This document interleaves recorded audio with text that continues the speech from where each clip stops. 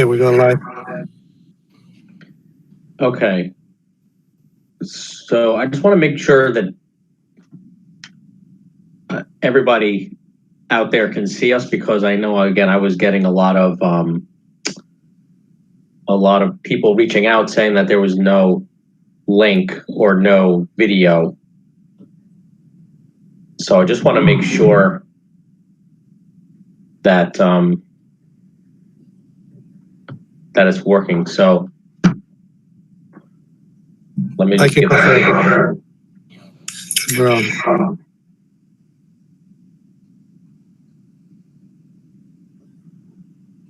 I see it as well. Okay. Again, I was getting. You're on.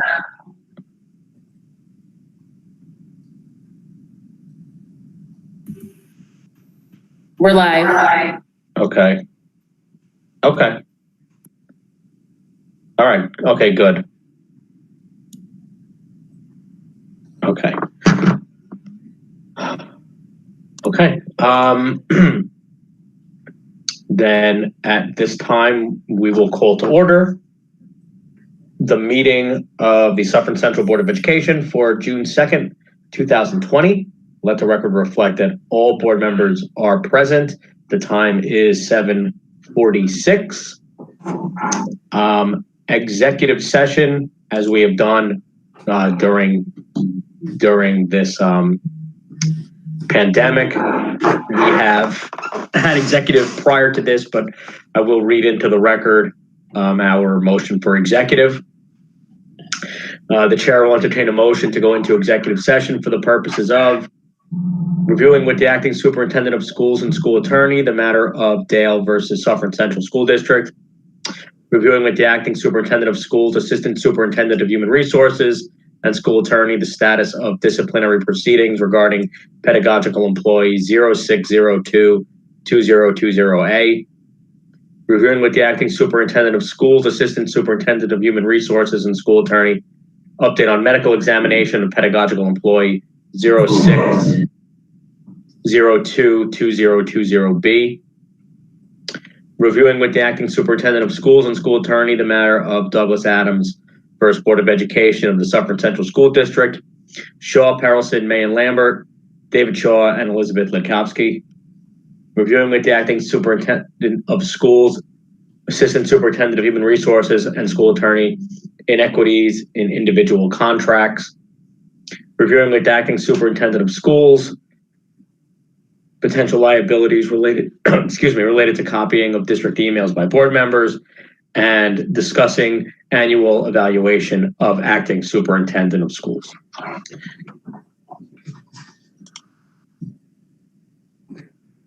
Let's rise for the pledge.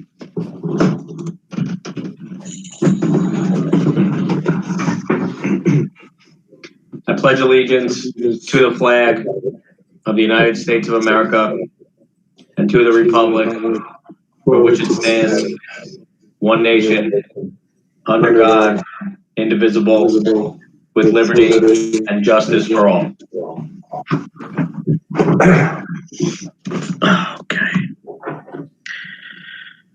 Okay. Minutes of the regular meeting for May 19th, 2020. Do I have a motion? Moved. Mr. McKenzie, is there a second? Second. Is that Ms. Reamer? Yes. Okay. All those in favor signify by saying aye. Aye. Aye. All those against? Any abstentions? Okay, motion passes. 1.08, minutes of the special meeting of May 26, 2020. Do I have a motion?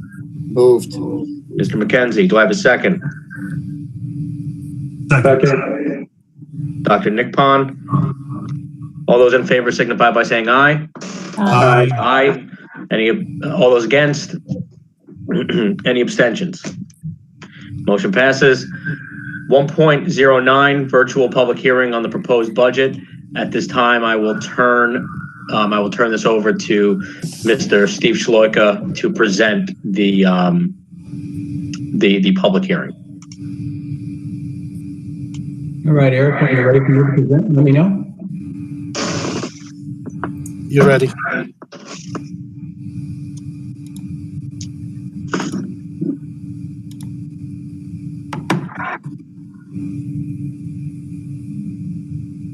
Okay, Eric, you can see my screen. Yes, it's there. Okay. Welcome, everyone. Good evening, everybody, and welcome to the Suffern Central School District 2021 budget hearing here tonight, June 2nd, 2020. I'll repeat for everyone, as I normally do in these meetings, that if you have any questions on the public hearing or the budget in general, you can email us at www.sufferancentral.org, or you can email any questions to budget@sufferancentral.org.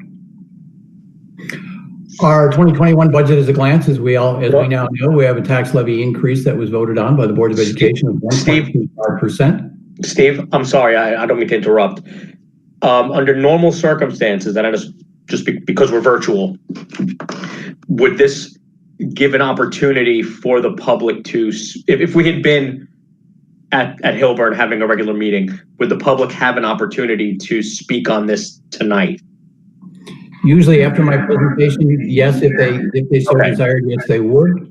I'm watching my email as I go through, and if I see any questions, I will grab them afterwards, and I will be answering them this evening. Okay, great. I just wanted to make that clear for anybody watching, that if there are questions, that you can email them to the email that Steve gave before. I guess you could even email them to the district clerk, and we could include them in the presentation when you're done, right, Steve? Correct. Okay. All right. Great. Thanks. Thank you, Mr. Kennedy. Again, budget at a glance. Tax levy increase of 1.25. Budget to budget increase 1.99%, for a total budget of $144,033,814. Just a reminder to everyone that the vote is taking place on June 9th, 2020 by mail-in ballot only. Must be received by 5 p.m. on June 9th in the district office. And that is must be received. Okay, we'll move into our anticipated expenditures, again, of $144 million budget, 1.9%. As we can see in the difference column of our $2.8 million, close to $2.67 million of that is salaries and benefits, as just a reminder. If you look at the Suffern Central School District breakout by percentage, you'll notice 69% is salaries and benefits, which we fully expect, which actually is great to have that below 70%. Most districts are normally in the low to mid 70s. So Suffern being 69% is a great place to be. You see our special education at around 8%, transportation at 7%, debt service very low at 4%. Buildings and grounds, 4%, and of course our other at 4%, BOCES and technology come in at 2%. Anticipated revenues, again, $144 million. I note on the bottom of the screen the use of the debt service reserve of $637,000 and the use of other reserves of just over $4 million in this case have been added into addition to our state aid and other revenue sources.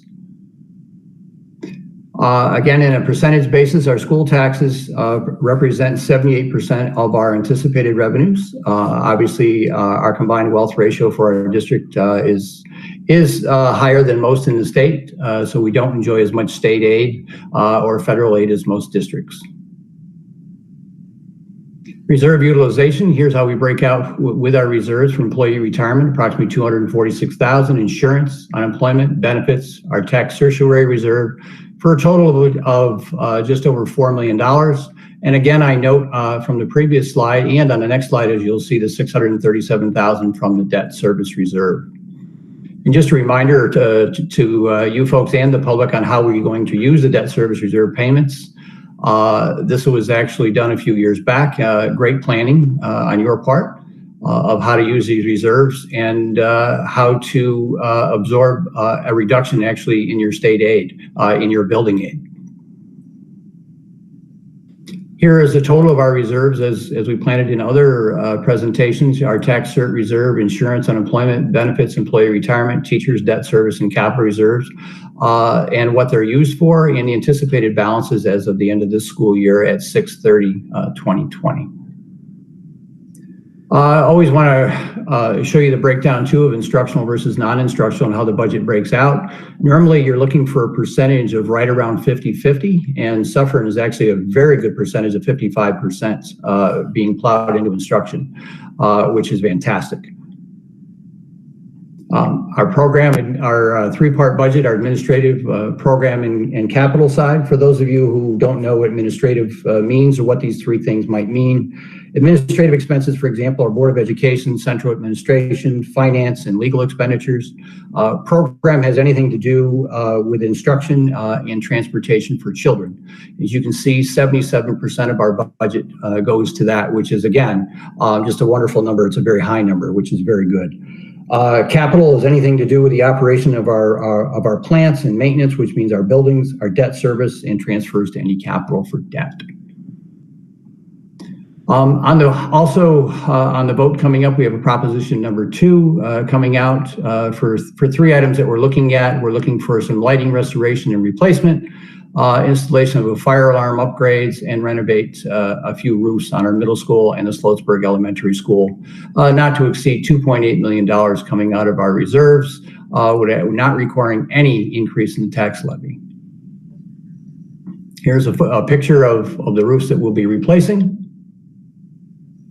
Here is just a reminder for the folks as well, the notice of the annual meeting, obviously that on the public hearing. Our public hearing is actually happening right now, as we all know, and the date of the annual meeting or the budget vote will be June 9th, 2020.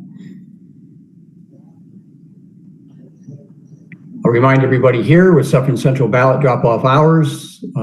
We have opened the building, as you can see, for 5 days here, Tuesday, June 2nd, 8 a.m. to 2 p.m., Thursday, June 4th, 8 a.m. to 2 p.m., Friday, June 5th, 8 a.m. to 4:30, Monday, June 8th, 8 a.m. to 7 p.m., Tuesday, June 9th, 8 a.m. to 5 p.m.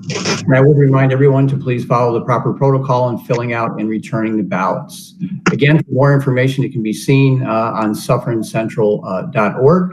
Everyone should start to receive their ballots now. I believe as of yesterday, they started to show up in your mailboxes. And just remind everyone, if you do drop them off in person, that would be at 45 Mountain Avenue in Hilburn. And again, if you have any questions or need any further information, again, I remind everybody, www.sufferncencentral.org, or email your questions to budget@sufferncencentral.org. And as of this time, I don't have any questions on my email. I don't know, Heather, if you have any questions on your email. No, I have nothing. All right. I thank you very much. And at this time, I would close the budget hearing. Thank you very much, Mr. Kern. Steve, thank you very much for that. I will stop presenting. Okay. All right. Thank you again, Steve. You're very welcome. Thank you. Not just for tonight, but for preparing the budget and for all the budget workshops and everything that you've done for the last few months to get us to where we are. It's much appreciated. Thank you. Well, thank you very much. It's been a pleasure. Okay. Let's move on. 1.10, Acting Superintendent's comments, retiree recognition. Yes, it is my privilege tonight to share a celebration of this year's retirees that we have put together. It's a little bit overwhelming to see the amazing contributions of tonight's retirees, and a little bit bittersweet to think of them going. But really, they leave such a legacy behind them, which you'll hear over the next little while. Now's a good time to get a drink or something. You'll have a little time here. We have quite a number of retirees. I want to thank the retirees, the speakers for the retirees, and Ms. Mermelstein for putting this virtual celebration together. All right, great. Thank you. I just want to remind that the video will be, audio is a little low, so mind that. You may find it helpful to turn up your volume.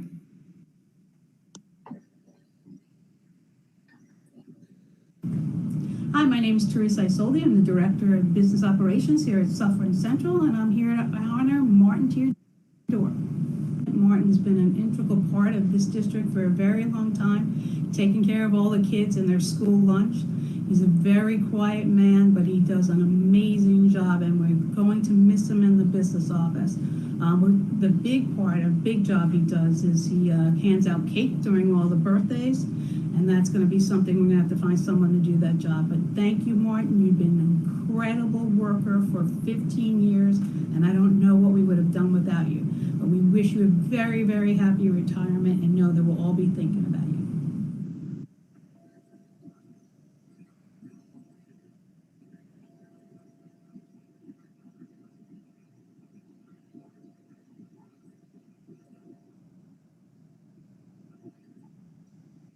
Hello, my name is Angela Aguilar, and I'm the principal of Cherry Lane. And today we're here to celebrate Kathy Furco on her retirement from Suffern Central.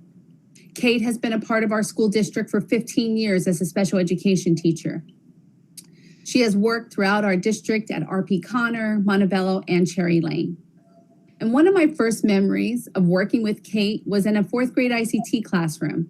She had this heartfelt smile on her face that caught my eye. And then when I looked to see who she was smiling at, I noticed that it was a student that wasn't exactly doing what they were supposed to do. But you see, Kate wasn't worried about that as much as she was about the connection that she had with that student. And that's what made her teaching so special, was the connection she had with students. And you saw that throughout the building time and time again. When the opportunity came up to start a new program at Suffern Central to bring students with special needs back home, Kate was all in. She was ready. She quickly expressed interest to be a part of this initiative and to help build this program from the ground up. Her willingness and her dedication to attend countless trainings, many of them on her own time, was something she did without hesitation. She helped build a team that would create this very unique and special program within our district that we call the Foundations Program. This program is a success today, and she is a very big part of that success. Her willingness to embrace the uniqueness of this program fits the essence of who Kate is. She is open-minded, she's carefree, she is faithful and accepting to all those around her. Earlier tonight, one of her colleagues described Kate as an incredibly giving person, and then you could see that. You can see that with her students, her parents, and her colleagues. Kate also has a joyous sense of humor that she often spreads throughout the day, and an infectious smile that she manages to spread throughout the hallways in the classrooms. We will miss you, Kate, as you head into the next chapter of your life. We wish you long walks on the beach in Long Beach, a glass of wine while the sun is setting, some quiet time with your children, Artie and Maddie. We also can't wait to hear about your retirement bucket list of travels to Norway, Iceland, and Ireland. Congratulations, Kate, on your retirement. We wish you nothing but the best. Bye.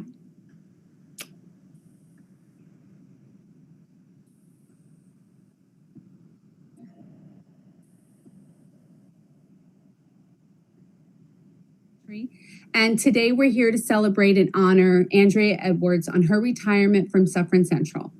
Andrea has been a part of our school district for 22 years. She actually started at RP Connor as a 5th grade teacher, and then over the years, her innovative spirit, her creativity, and her strong ability to connect with teachers and students led her to the role of instructional facilitator. Andrea has a keen ability to listen when others are talking, to be creative and a problem solver. In fact, I remember when we were discussing the goals surrounding the makerspace movement at Cherry Lane. This is when she first started. And we were talking about the importance of making sure that every student has at least one experience with this environment. And then the next thing I know, she created the learning opportunities groups for our students. This is fundamentally who Andrea is. She's a go-getter and she thinks outside the box. She believes that all students should have access to high-quality program and instruction. She loves to see students sparkle and really enjoys helping and supporting teachers in their work. And it doesn't matter what they're doing, whether it's literacy or science or art or technology, it doesn't matter. She's there to lend them a helping hand. She's also not the type of person that wants or requires the spotlight either. That's one of the things I admire about her. She would rather quietly support others from behind the scenes and watch them shine. She has an inner strength that is rare and an underlying determination when she has an idea. All of those qualities have left an indelible impact on not just Cherry Lane, but with every single teacher, colleague, and administrator that she has worked with for the past 22 years. In fact, tonight I was actually talking to one of those colleagues, and she had said that she'd wished she had met Andrea earlier in her career because she had learned so much from her and she didn't want it to stop. She described her as being a gem, and I know exactly how she feels. Andrea and her family are originally from Suffern. Her own children even went to Cherry Lane Elementary. Her husband, Chuck, is a retired Ramapo police officer, and her son, Michael, also works for the Ramapo Police Department. Her daughter, Anna, works for RP Connor as an administrative assistant in the front office. So Andrea has brought her children up to care about their community and where they live. She openly has taught them about the importance of making an impact in the lives of others. Andrea's impact is not only with the students and the teachers' lives that she has touched in this community, but with the family values that she has passed on to her children that continues to serve our community in Suffern as well. We will miss her greatly, and we are happy for her and her husband, Chuck. You know, they recently just bought a house in Lake George, not too long ago, that's surrounded by family and friends. So, Andrea, we hope that you, Chuck, Michael, and Anna will be able to enjoy each other by the lake with your family and friends surrounding you. Congratulations on your retirement. Wishing you endless days of health, happiness, and love. Mwah. I am truly grateful to have been a part of this exceptional district for the past 24 years. I have had so many opportunities to work alongside passionate educators in the service of our students. From my beginning as a BOCES computer aide and my later role as an instructional technology facilitator, striving to integrate technology into our classrooms, to being a 5th grade teacher directly impacting the lives of students, to my time as an instructional facilitator collaborating with teachers and students to ensure a variety of enriching learning experiences. I am proud to have contributed to this outstanding community of forward-thinking educators. As I look to the north, I will continue to pursue opportunities to promote educational innovation, support teachers as facilitators of learning, and elevate learning experiences for children.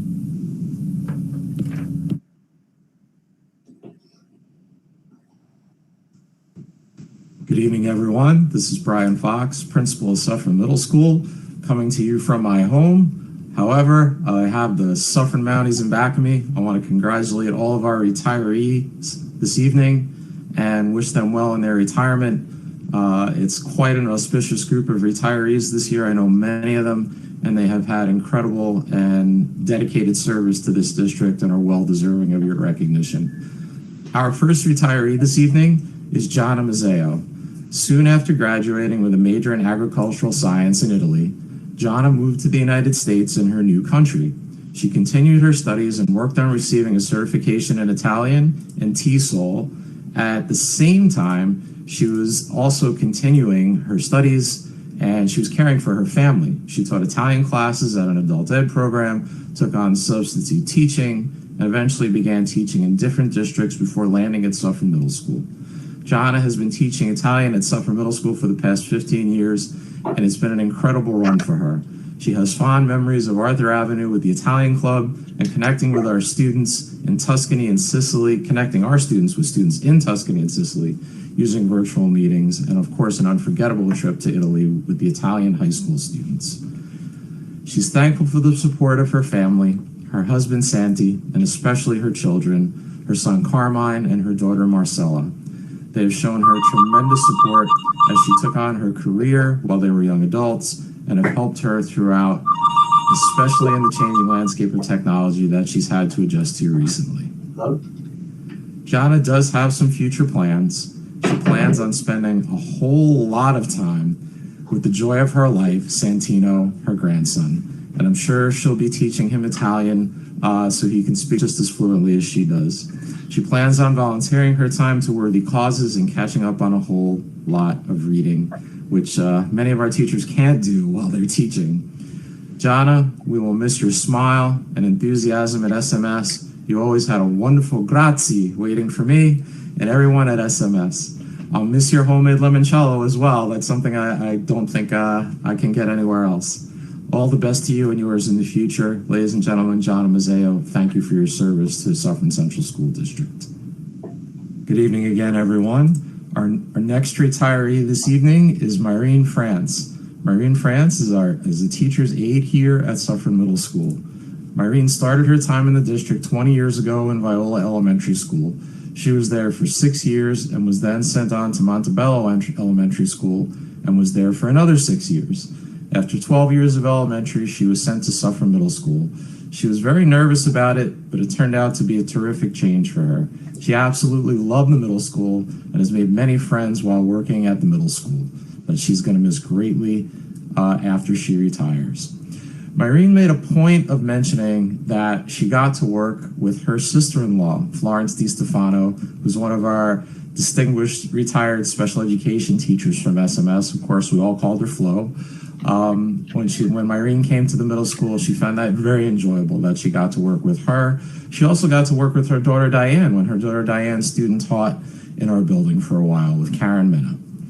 Myrene's plans for the future are to watch her grandson Alex for her daughter Diane next school year. She plans on being a full-time grandmother. Myrene, you've always been there for us at SMS. You're the first person in my office every morning to see if me or Dot needs any help or if anyone needs any help, any students need any help. The students, faculty, and staff of SMS will miss you, and we will miss your incredible work ethic.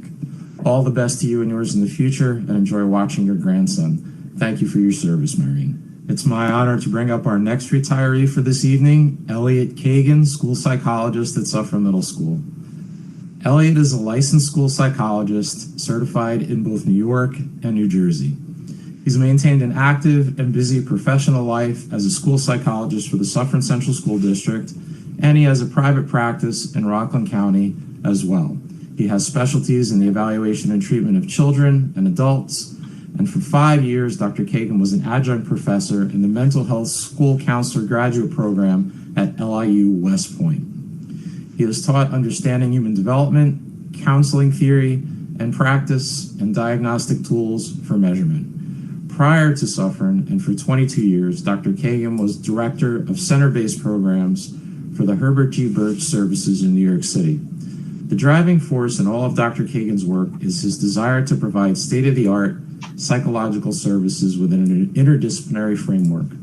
The scientific community has benefited by his work, both through his writings and his teaching.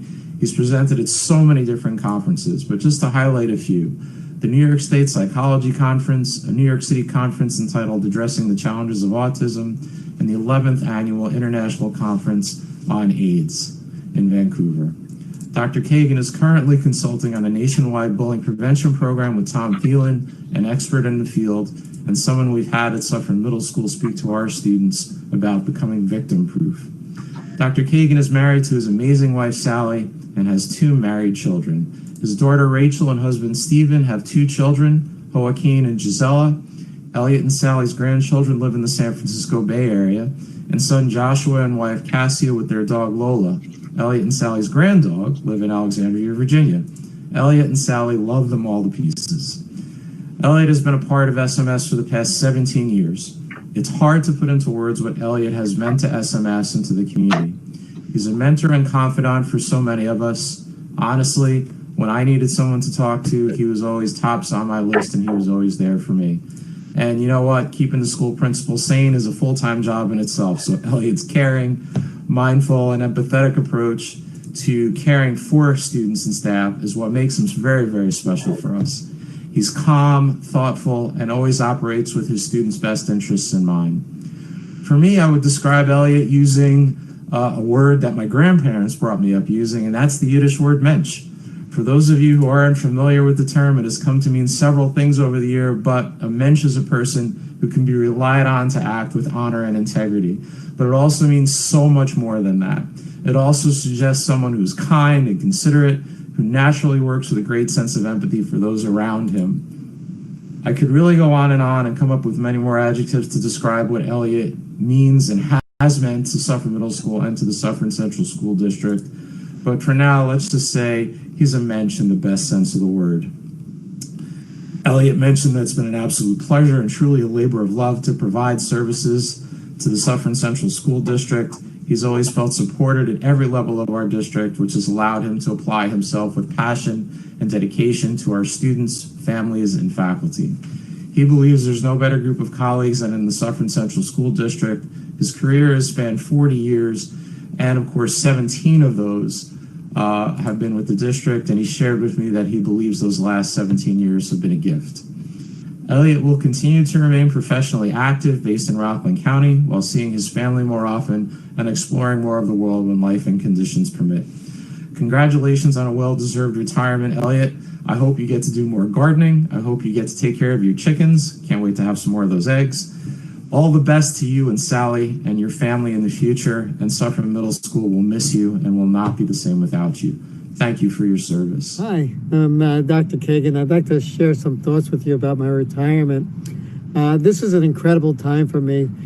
So grateful to have reached this time of my life, celebrating a wonderful career. Also a time to consider a new chapter that is fresh and new. It's a bit overwhelming in that I have such a mix of feelings. As we say in Suffern, the feelings are in all quadrants of the mood meter. So permit me to share my stream of consciousness. I would make Sigmund Freud proud. The first word that comes to me is grateful. I'm grateful for having a platform here at Suffern Central where I could do good work, where I could help young people, and that could also be my livelihood. I'm so grateful for working alongside some of the most amazing people, so many people that have shared that they learned from me. Well, right back at you, I can recall superintendent's presentations and consultations with principals and administrators and teacher meetings and colleague exchanges and conversations with our wonderful students and families, informal contacts, yes, on a daily basis, where the exchange of thoughts and information and ideas were extraordinary. Yes, on a daily basis, I have been so lucky. I am grateful for the support that provided a relief valve from the pressure and emotions of educating and helping children with diverse needs. Managing disappointment and frustration and unmet expectations and hopes. It's all a part of what we signed up for. And words of encouragement and sometimes humor all made it okay. I'm grateful for a shared mission that gave me and every one of us a passion to do whatever it takes and go beyond the call of duty. We made decisions about and for our students and our children that were in their best interests. Never did I feel there were competing interests, issues of money or ego that compromised our bottom line to educate and support our children in the best way we could. Of course, in addition to Suffern Central, I'm so grateful to my family, my wife Sally, my children, and my grandchildren. I know how much they have loved me and supported me so I could fulfill my career. My family is just fantastic. If I could give each and every one of you a big hug to express my gratitude, consider it virtual. There are far too many to individually thank.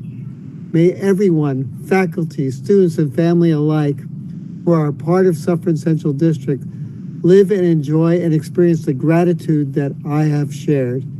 Keep your mind open. You never know where, when, and from whom a tidbit of genius and an understanding of the essence of life will be shared with you. Thank you. Okay, for our next retiree, we're going to be honoring Peggy Sheehy. Peggy Sheehy has been with our school district for 17 years. She started as an ITF before moving back into the classroom to teach 6th grade humanities. Now, if you know Peggy Sheehy, you know she's a little bit of a rebel. We love her for that, but basically, I'm going to just step a little bit out of my comfort zone here because, as we all know, Peggy doesn't like paperwork. So Peggy didn't send me back any of the paperwork. So I'm going to tell you a little bit about what Peggy meant to me, but I'm going to wing it, just like Peggy would have winged it. So Peggy, you're an amazing individual. You are out there sometimes, and we love you because you are so different than everybody. We love you because you push us, you challenge us, you challenge our preconceived notions about what a teacher should be. You've done so much for the students of Suffern Middle School. You brought game-based learning to our school. You've brought international recognition to our school, and so many people to our school that have been so impressed with what you've done over the years. It's hard for me to even fathom that Suffern Middle School might be on the world map because of the things that you've done. So for all that you've done, Peggy, you've run the WOW Club. You're always there to help us when we need help, and you're always there to push us. You know, sometimes principals get pushed by their faculty to step out of their comfort zones. You did that many years ago. I remember sitting in a meeting with you and Dr. McNaughton when you wanted to bring Second Life to Suffern Middle School, and the kids were into it and you were into it, and all the different technologies that you brought and used that were probably things that we never would have thought of using had you not been there. So you've enriched our students' lives through the use of technology and showing us that technology is not just good for itself, but you have to be a great teacher in order to utilize it effectively. So for that, Peggy, we appreciate you. We really want to see you go off and enjoy your retirement. I look forward to seeing what you do in your retirement because I'm sure you're not going to be sitting at home. I know you have grandchildren now that you're going to be enjoying spending more time with, and I wish you and your family all the best in the future, and Suffern Middle School wishes you well. Thank you for your service to our school. Our next retiree from SMS this evening is Jean Yeager.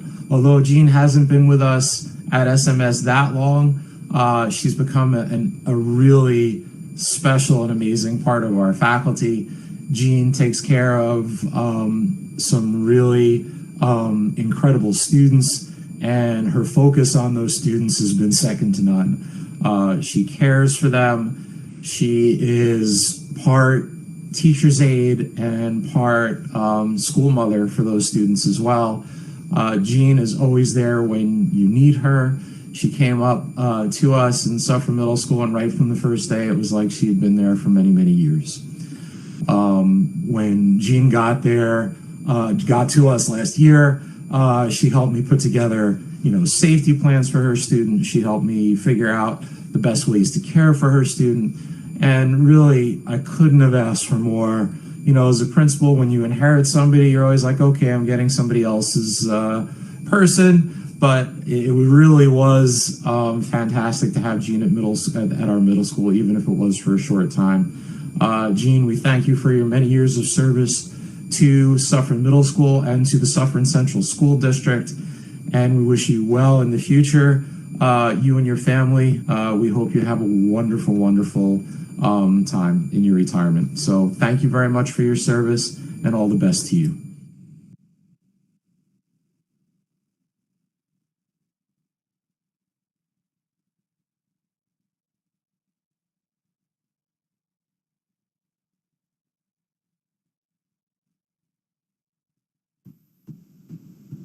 Good evening. My name is James Douglas, and I am an assistant principal at Suffern High School.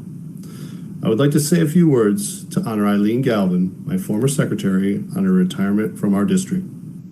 On behalf of the students and staff of Suffern High School, I would like to say thank you for all the things you did behind the scenes to make our school successful. Our secretaries do so much that often goes unnoticed because things just work well. I would like to thank you for all these things and for making our office run smoothly. Eileen worked in the district for more than 20 years and was my secretary for the past 9 years at the high school.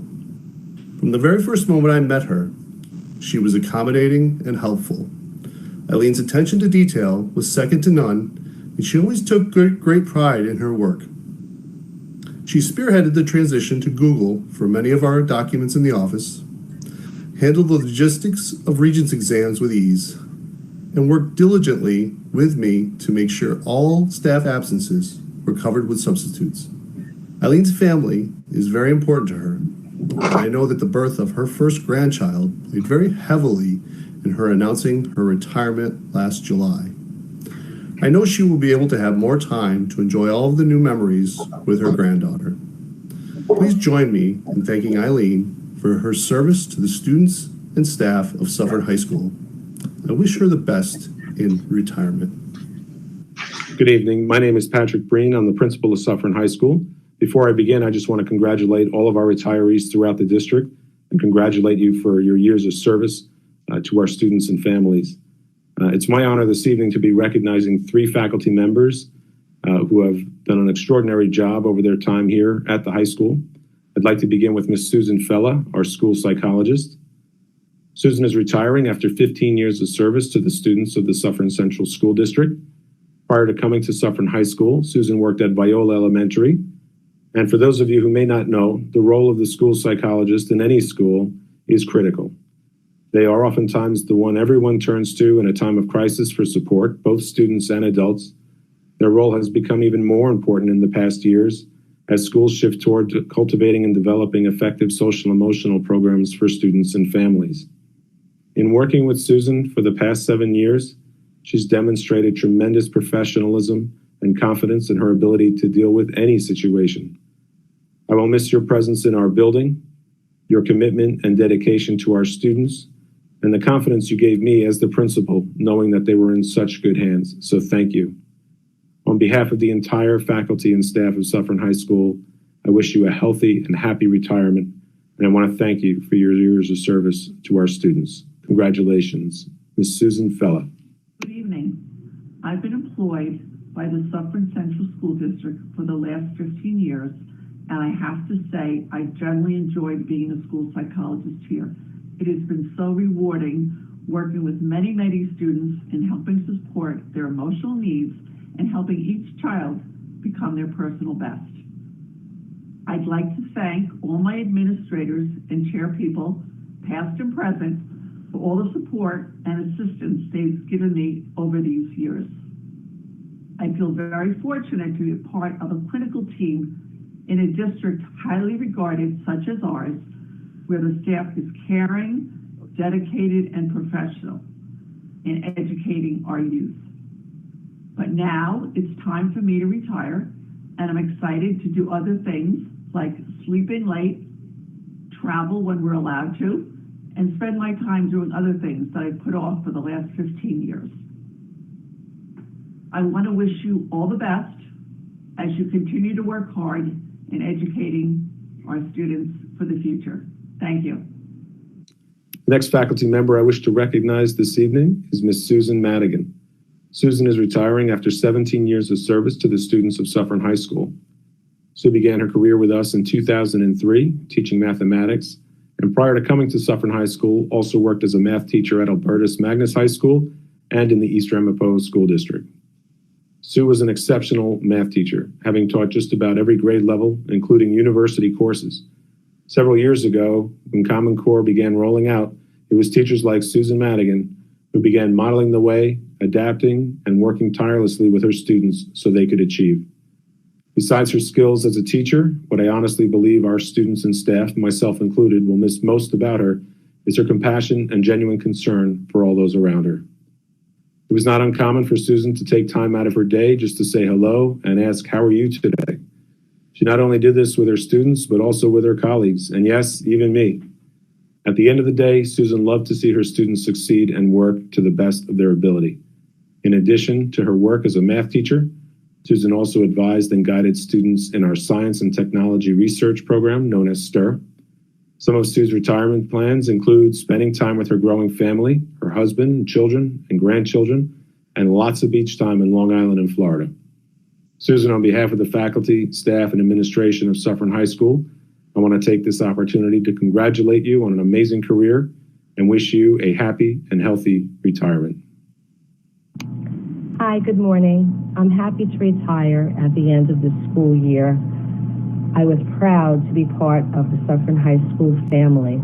The administration, faculty, and staff are truly caring individuals that always want the best for our students. I'll miss you all and wish you the best that life has to offer. So now I look forward to spending time with my family and maybe get some traveling in. Let's see what happens after this COVID-19 passes us. But thank you for allowing me to be part of your family. It's an exceptional high school, and I'll miss you all. Take care. Bye. The next faculty member I wish to recognize this evening is Mr. Tom Okada. Tom is retiring after 10 years of teaching art and photography at Suffern High School. Before coming to the high school, Tom worked as a professional photographer. Prior to Tom's arrival, our photography program had grown to become an amazing elective opportunity for our students, and we knew we needed a true photographer and artist to take it to the next level.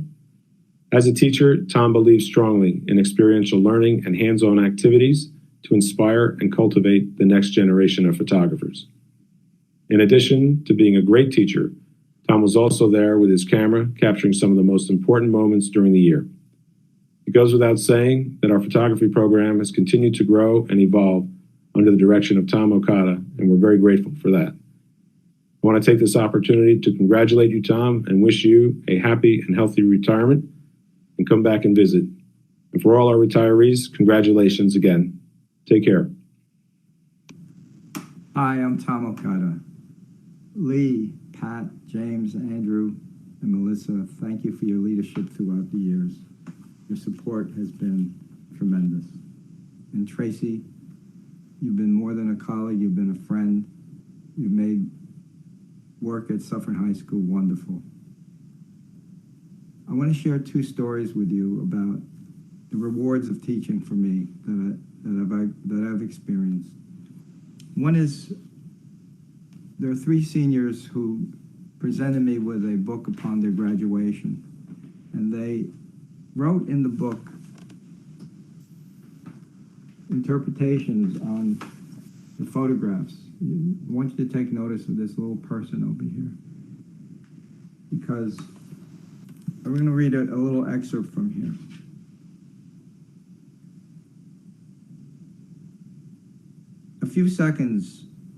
Finally, after a few seconds, you notice the man walking through the picture. At first, I didn't see him.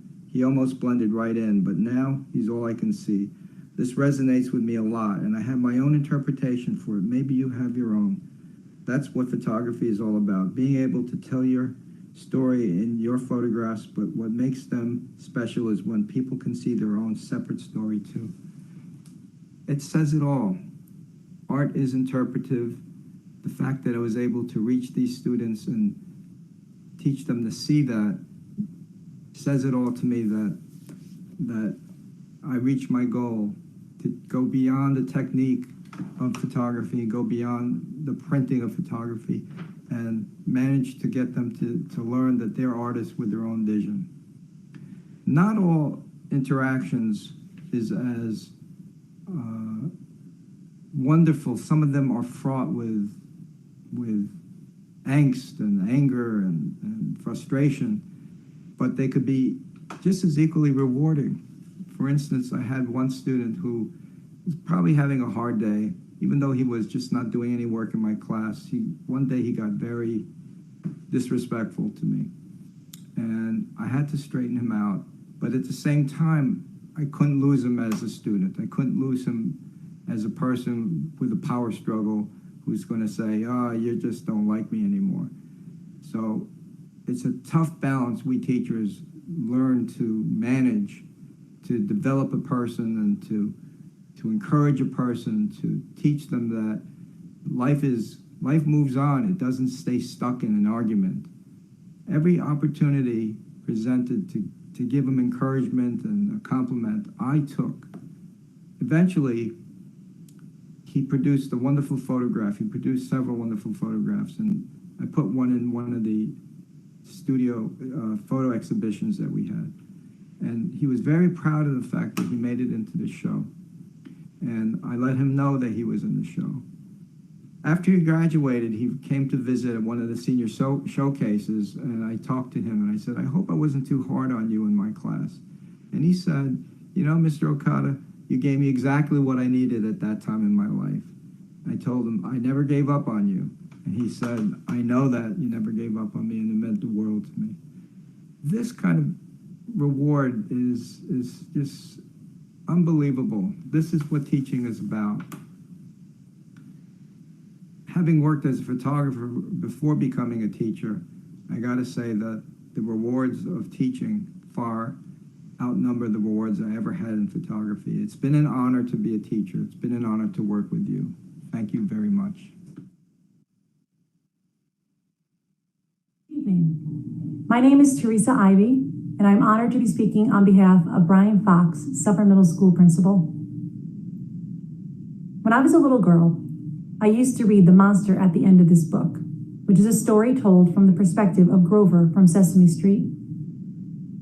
Grover begins the story by telling readers that there is a monster at the end of the book, and therefore they should not, under any circumstances, turn the page. The reader, naturally, does not listen and turns the page. Grover reiterates to his audience how important it is that they listen to his advice and not turn the page. He proceeds to add challenges to physically stop the reader from moving forward. He uses rope and ties giant knots. When that fails, he builds a tall, strong brick wall. When the reader busts through it, he glues the next page closed. Though sticky, the reader once again perseveres and is able to turn the page. Finally, Grover nails down the page, but still, the reader is successful at moving forward.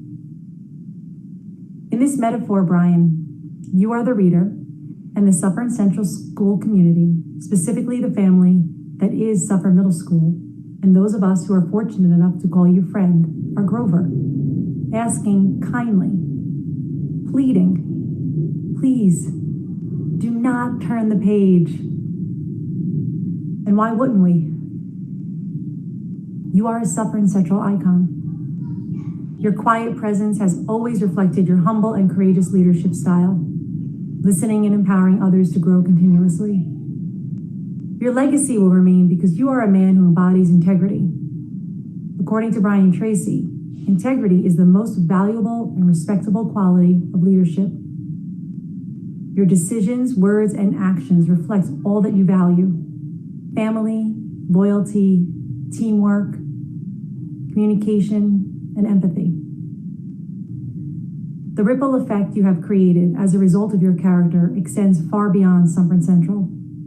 After all, you have taught and led thousands of individuals over your decades as an educator. You have inspired and strengthened others, including me, by establishing trust, encouraging us to take risks, and creating a safe environment in which we could learn and grow.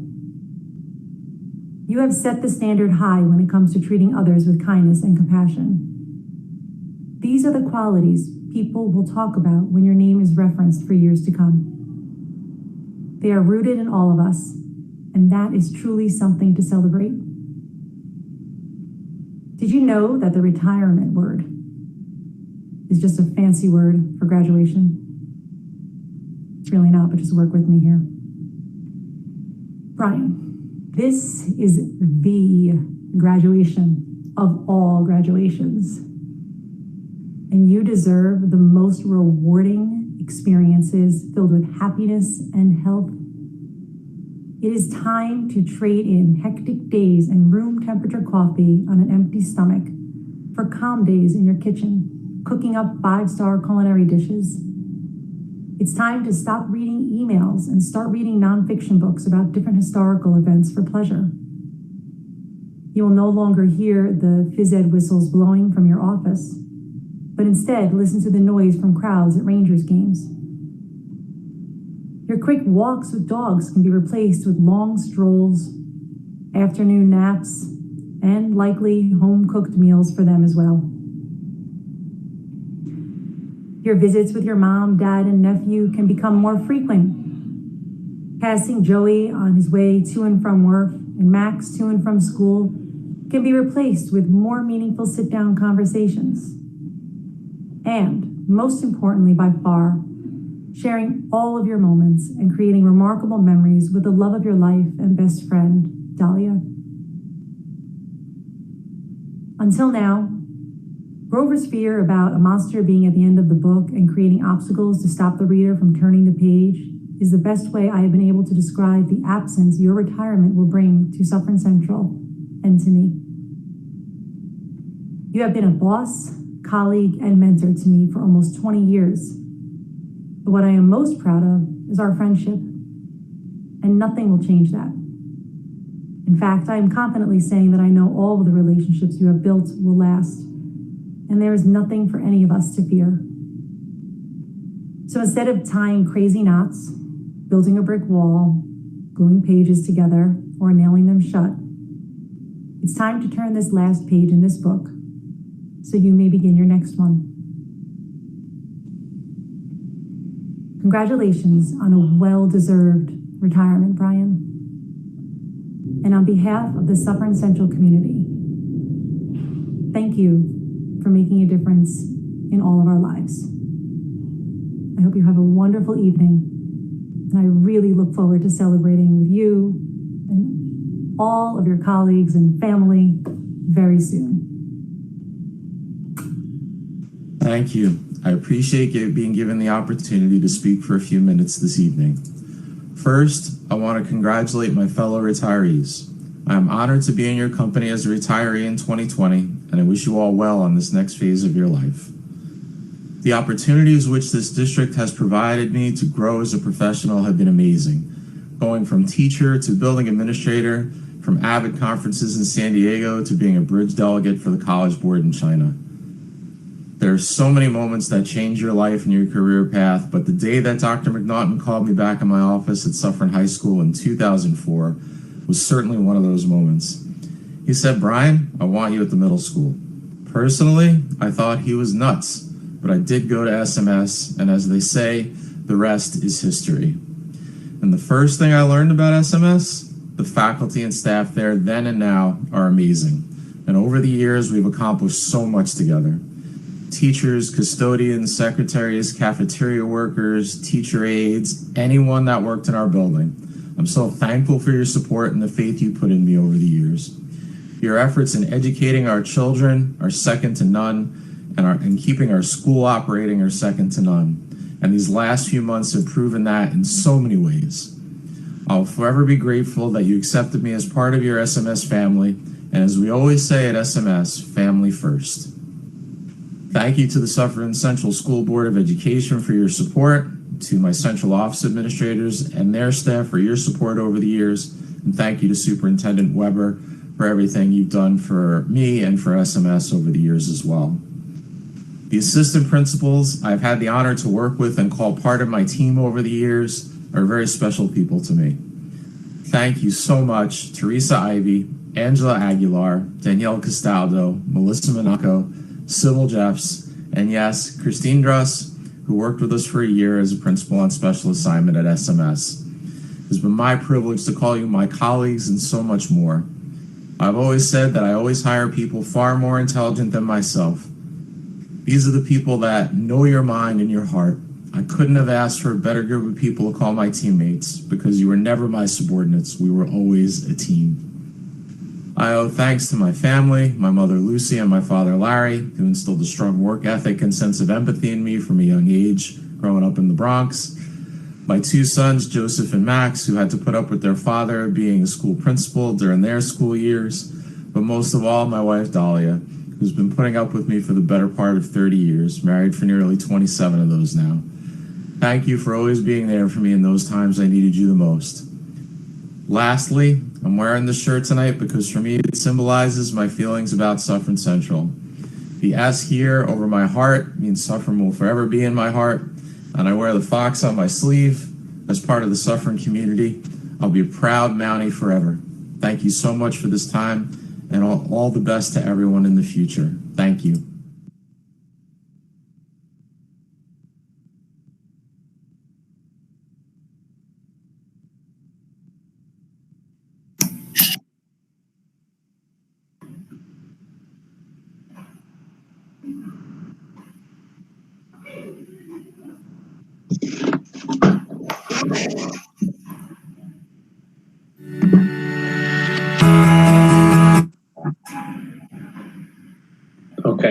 I'll be the first to say that that was an amazing tribute to all of our retirees. And Lee, I think you did a fantastic job putting that together. And I don't know if you're ready to speak because I know I could. I'm okay. I got my tissue. I'm okay. That was, thank you to all the retirees for your service over the years. There was just so much that was so beautiful about you and about Suffern Central during that presentation. Thank you to those people who spoke on behalf of the retirees. We've been so lucky to have you. Yeah, I'm sure we all agree and we all feel the same way. And, we'll miss each and every one of you. And those tributes really, I mean, they were just wonderful. So thank you for everybody that took the time to speak about a retiree, and thank you for the retirees for speaking and saying a few words, and whoever put the video together, whoever actually did all the filming and putting it together and streaming it, it really was just a wonderful tribute. And it's just a shame that we couldn't have it in person, but congratulations to all of you. So Lee, did you have anything else that you wanted to add? No, I'm good for now. Great. Well, thank you very much. And we'll move on then to public participation. This is public participation on action items only. If the district clerk has anything submitted by the public to read for this portion? I don't, no. Nope. Okay. All right. We'll move on then to action items. And before we vote on the action items, I was informed earlier that we do need to make a motion to add one action item, and this would be for additional election inspectors.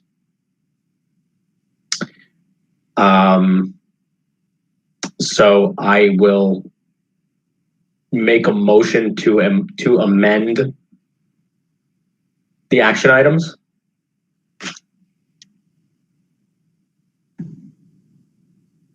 Do I have?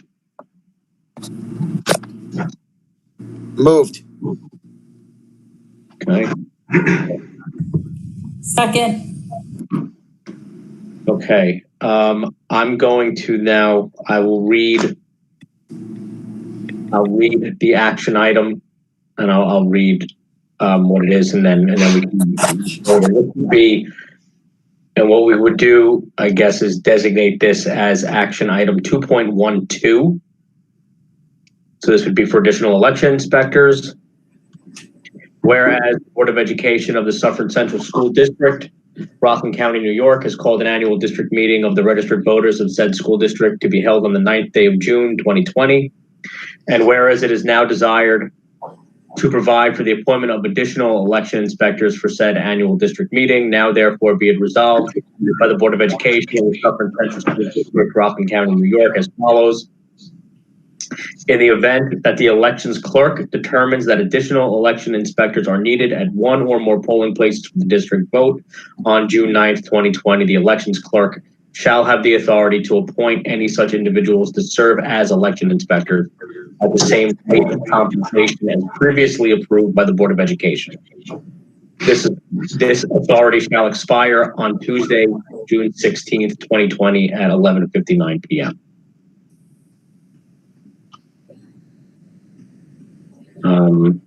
Okay. Okay. So,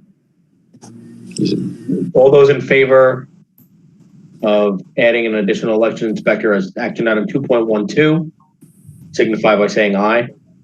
Aye. Aye. All those against? Any abstentions? Okay. So, Heather, after the meeting, you'll update the agenda online. Yes, I will. And we'll add 2.12, and you can attach the. All right, great, thank you. So now as far as action items, we'd like to do a consent agenda. Is there any action item that any board member wishes to pull at this time? I just have a quick question. Now, we're not voting to adopt 2.11, we're just having a first reading. Correct. Okay. So like if we do a consent agenda and we adopt all of the resolutions, we're just adopting that we're doing a first reading. We're not adopting the adoption would happen on the second reading. Thank you. Okay. So is there any item that any board member wishes to pull at this time? Okay. Then we will vote on a consent agenda for action items 2.01 through 2.12. Do I have a motion? Moved. Mr. McKenzie? Is there a second? Second. Mr. Cairns? All those in favor signify by saying aye. Aye. All those against? Any abstentions? Okay. Action items passed. Item 4.01. This is information item for non-resident tuition. So this is, something that the board is required to vote on at the board meeting in July. So we thought it would be helpful to have some information presented tonight to help, to help our decision when it comes time in July to vote on the rates for non-resident tuition. So Lee, I'll turn it to you. Okay, Mr. Coronado, can you please go to the detailed agenda and click on the attachment for this one? Yes. Thank you. Mr. Coronado, can you please go to the detailed agenda and click on the attachment for this one? Yes.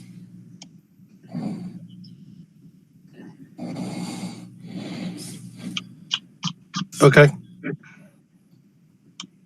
I'm not seeing it.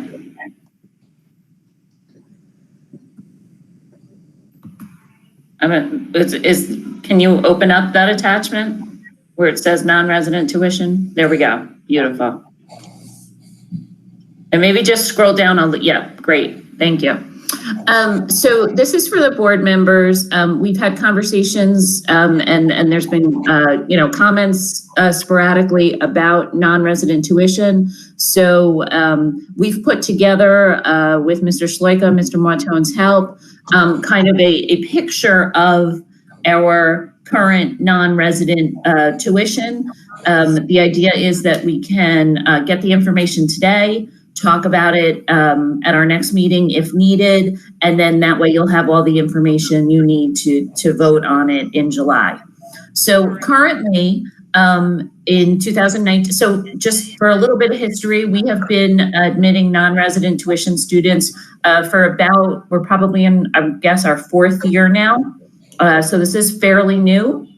The elementary level, K-5, we currently charge $7,000 tuition. We have 14 students, so that results in a revenue of $98,000. In grades 6 through 12, we have tuition of $11,000. We have 9 students and resulting in a revenue of $99,000. So that's just under $200,000 total of revenue. So the next item is the state allowable tuition rates, but I just want to clarify, I had sent you an email this week that I didn't have a quite thorough understanding of what this means. And so Mr. Schleicher verified it for me and clarified it and helped me understand it. So what these rates are, these are rates that are set by the state that if a district is paying another district to educate their students, then this is the rate they would pay. So for example, when you have a Greenwood Lake, for example, that doesn't have a high school, when they send their kids to other high schools, there's a set rate that the district cannot charge more than. So this number is a number that's between districts. It doesn't actually apply to parents who choose to, independently of the district, send their students to another district. And this is for general education only. Special education is a whole nother world. So we're only talking about general education here. And so that's what that number is. And so a district could choose, if people were to pay it, to charge a higher tuition rate to families that are choosing to send their children to a district. And so another piece of information I wanted to share is a comparison to other districts and schools. So other public school districts, several in the county, actually I'm going to start on the far right. On the far right where it says not applicable, those are districts that do not allow non-resident tuition. So they don't allow it. They don't have a board, just like we were up until 4 years ago. Their board policy says we don't allow non-resident tuition. On the left side, most of our local districts use the state rate, which would be that rate listed above, except as far as we can see, they don't have very many students who take advantage of this. So North Rockland and Nanuet both said that they have it available, but they currently don't have any students who are non-resident tuition paying students. So sorry, I don't mean to interrupt. I just want to make sure I understood you correctly. For North Rockland and Nanuet, they are using they're using the maximum rates above. Is that what you're saying? So the 19.8 and the 21.9. Yes, which is different for every district. Okay, but their numbers are different but similar. Okay. Same range. Okay. But they would use that if they had any students. They don't currently have any students. Okay. But if they did, that's what they would use. In Tuxedo, they have set, and we know that Tuxedo has very actively actually recruited non-resident students. Tuxedo, their elementary rate is $9,000. Their secondary rate is $11,000. We do not have a number available. We know they have some, but we don't know how many. Just as comparison, we included several of our parochial schools and one local private school. At the high school level, Albertus Magnus and Don Bosco, Magnus is in the $13,000 range, Bosco's in the $17,000 range. Sacred Heart, which is our local K-8 school, is $6,350, and Green Meadow varies a very wide range from $9,000 to $27,000, which has a lot to do with students who also have room and board there, who live there. So that's kind of all over the place. Just for your information, of our 23 non-resident students, currently 16 of them, their home district is East Ramapo. 3 of them, their home district is Tuxedo. 2 are from New Jersey, 1 from North Rockland, and 1 from Central Valley, who is graduating in June. So that's sort of a picture of the information we have. If anyone has any questions, I'd be happy to take them.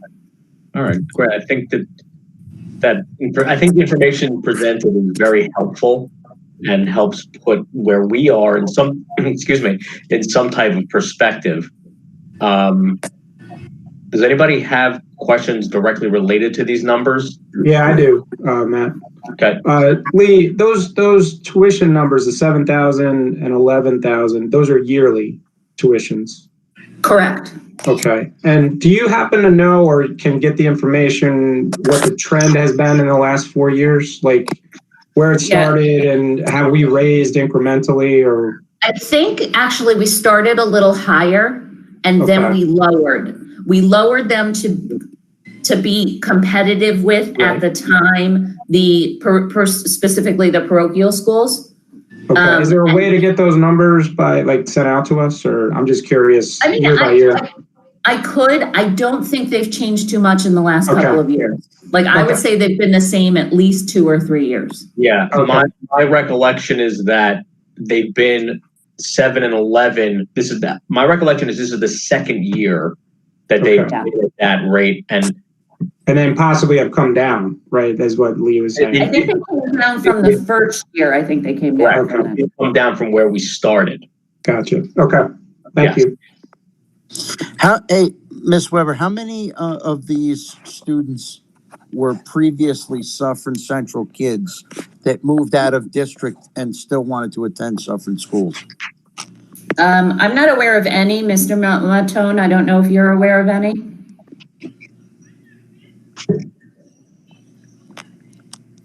I'll double check on that. I'm not aware. One definitely that I know of.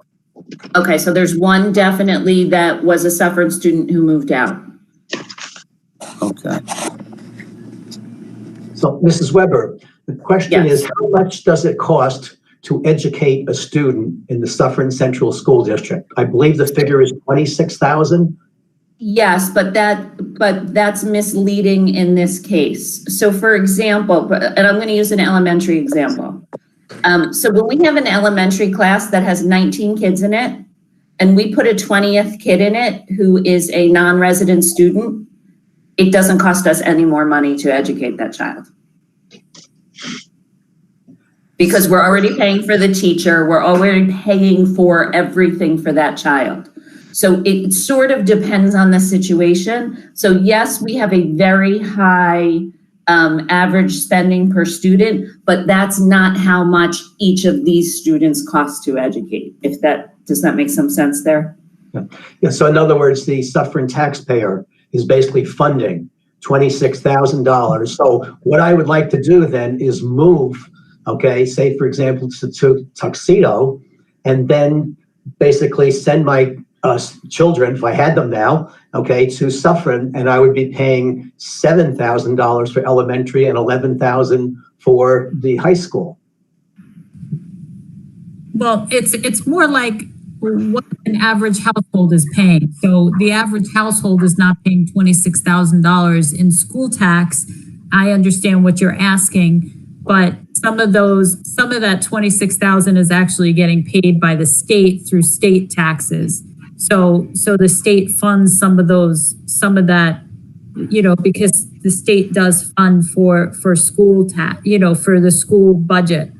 But you have to look at what our taxes are on our home values, as a taxpayer. So say the average tax for the homeowner is say $10,000.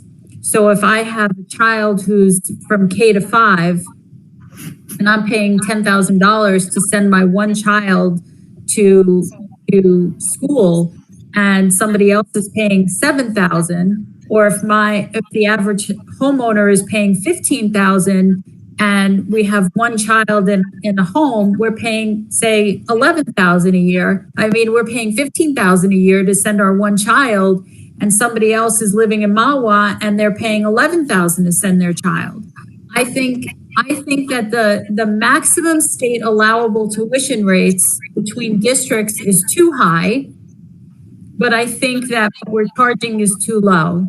And I think that somewhere in between is a happy medium. I think maybe making the K through 5 say $10,000 and the 6 through 12 say $15,000.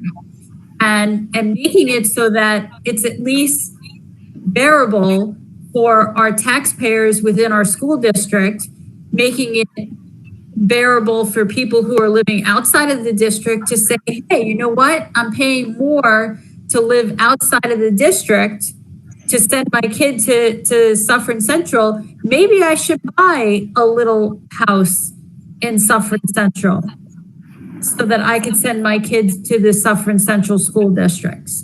I mean, right now, you're saying to somebody, don't buy a house in Suffern Central.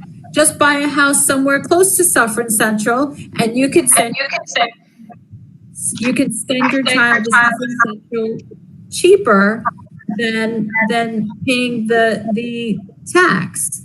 So I think you're sending the wrong message. I think that we need to up this tuition. I've been saying it now for 2 years, and make it worth living here, not sending your children to the Suffern School District from outside the district. Make it so people want to live here.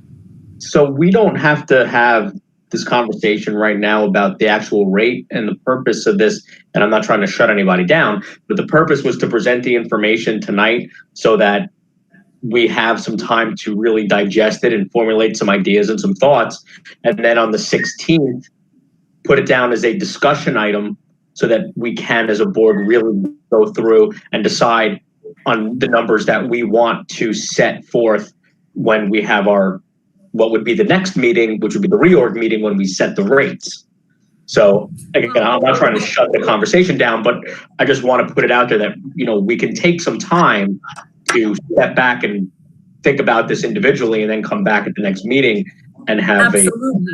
All of this is food for thought, but these are things that I've been saying for 2 years. So, I mean, this is not just, I'm not just throwing it out there for the first time. I mean, I've been talking about this for 2 years.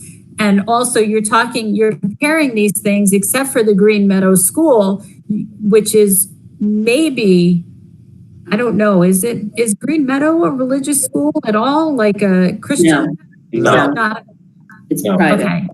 Okay. No, but not at all. You're comparing it also to, and I apologize. I mean, I don't know anything about the Green Meadows School, so I really don't. But I also pulled Horace Mann, which is way out of the realm of what I think we should charge. I think it was close to $50,000 a year. One of my daughter's friends was going to Horace Mann. It was crazy, outrageously expensive. But looking at the parochial schools is always a little bit less expensive. But I think, that's for a specific reason where, we should, I'm just looking at Green Meadow and it was 10,000. It was closer to 10,000 than 9,000 for not living there. So that's something else. And that was just for, first grade, second grade, third grade, and then it goes up from there. So it's a different range for different grades. These things, I mean, we should look at different rates, even in Orange County, Westchester County. I don't mind doing some of the legwork and doing some of the phone calls, I really don't. So whatever you guys want me to do, I will do. I've always said it before. I think it's a matter of, there's two parts to it. And I hear what you're saying about what are the going rates, but it's also about who's coming here. So let's be honest, 16 out of 23, what's that? It's gotta be 60, 70% are coming from East Ramapo. So that's where they're coming from. No one's coming here from Tarrytown. So it's looking at who's coming here and what are their reasonable options. So these are the options that people have. They have us, they have Tuxedo, they have the Catholic schools, they have the private schools. One of our local county private schools closed recently. I'm not sure how many are still functioning in the county that are non-religious affiliated private schools. Because I know Rockland Country Day School closed last year. So, there aren't a whole lot of choices. I do have an answer though, back to Chris's question. So Mr. Montone, thank you for getting this information. In 2015, in K through 5, we charged 11,000, and in 6 through 12, we charged 14,000. And then in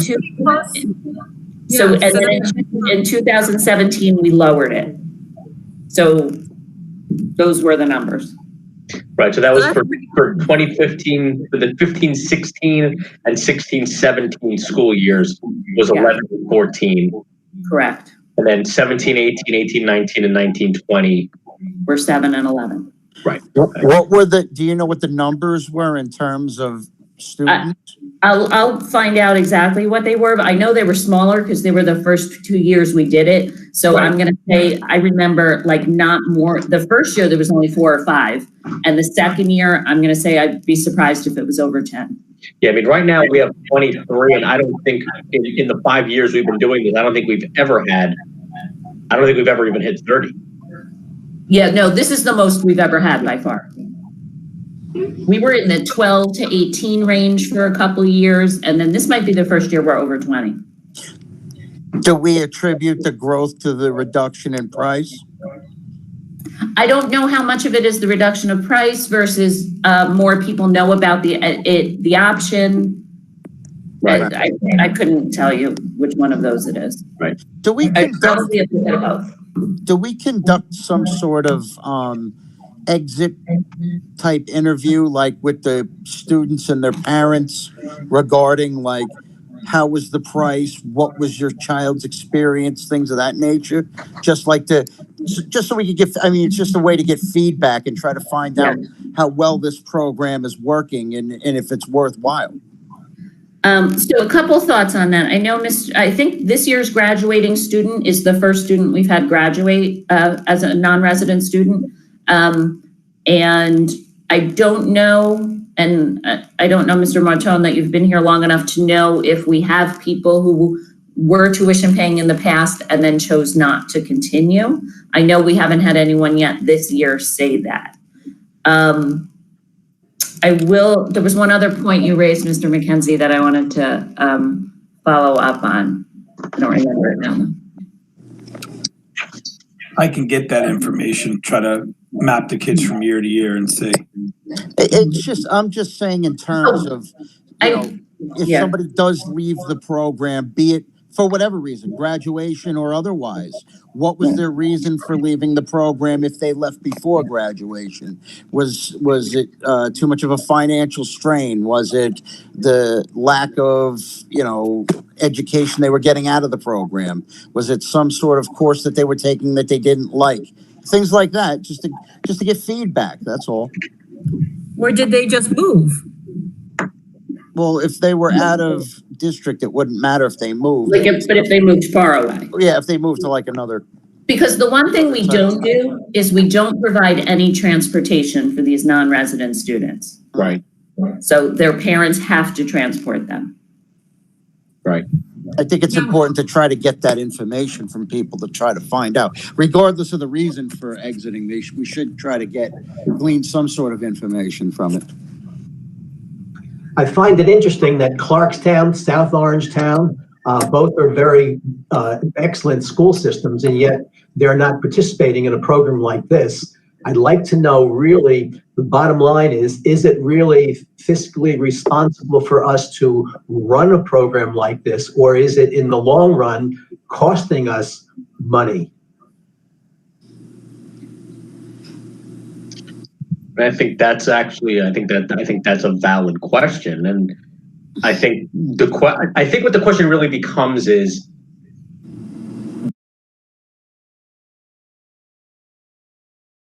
what is the cost that's reasonable to ask somebody to pay, and if that number is just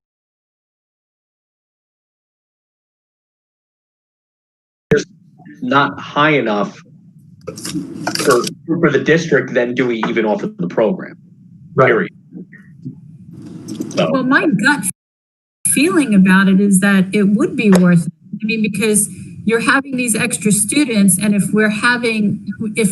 we have enrollment down and we have teachers, is this really helping our enrollment? And I mean, that's the bottom line thing that I'm thinking, is that we want to make sure that our teachers have jobs and we want to fill our schools. Okay. But let's say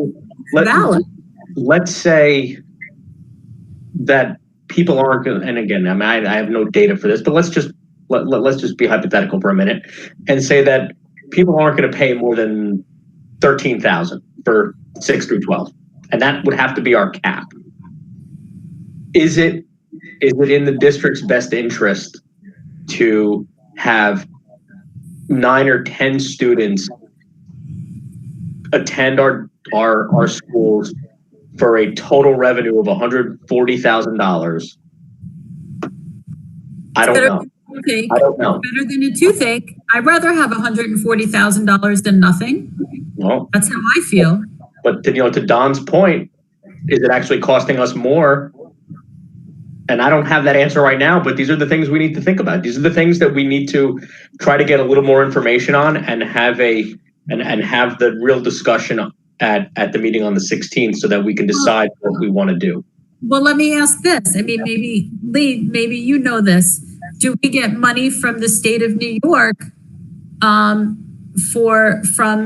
New York State for, instead of the money going to their school district for having enrollment for that student, don't we get money from New York State going to our school district, even though they're paying out of district tuition? Doesn't the money come to our school district? I am not positive. I believe so. I believe they count in our enrollment. That's so what I was saying. Our total number of students, yes. So you're getting more than just their tuition. You're also getting New York State portion. Correct. Let's check those facts. Yes, those. Yeah. This is just a discussion in terms of looking at all of the financial considerations. Maybe Steve or Teresa know. Do you guys know? Steve said yes. Steve. Okay.